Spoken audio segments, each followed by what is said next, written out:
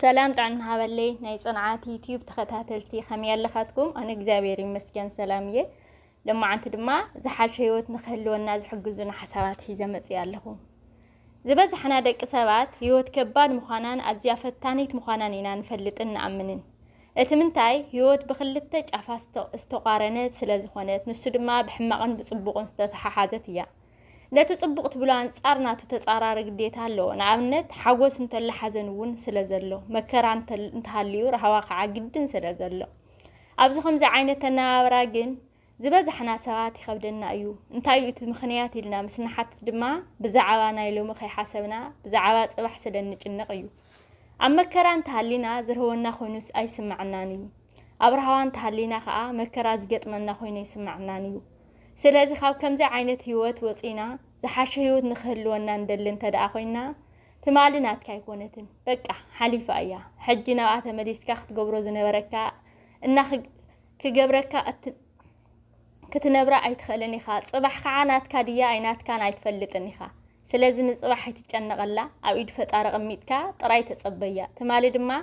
ናትካ ከምዚ ይኾነ ተፈሊጥ ኣላ ጽባሕ እውን ናትካ ድያ ኣይናትካን ኣይትፈልጥን መዓዝ እያዳታ ናትካ ዝኾነት ብርግጽ ናትካ ዝኾነት ሎሚ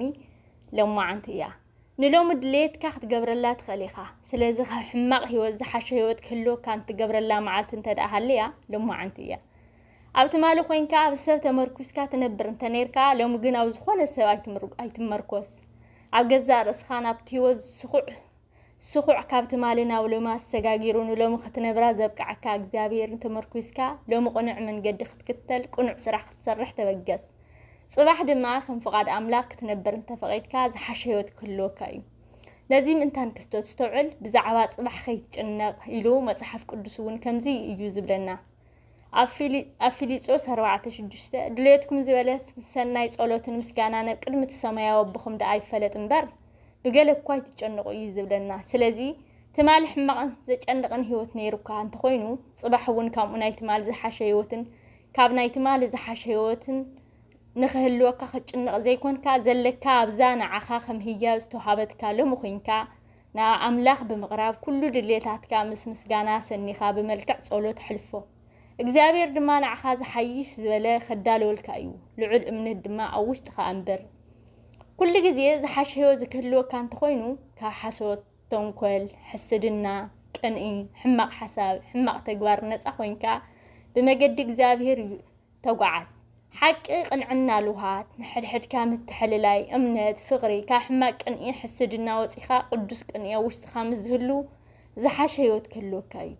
እግዚአብሔር ኣምላኽ መጽሓፍ ቅዱስ እውን ክምህረና ከሎ ኣብ ኢሳይያስ 48:17 እቲ ዝጠቕመካ ዝምህረካ ክትከደላ ዝግበአካ መንገዲ ዝመርሐካ ኣነ እግዚአብሔር ኣምላክ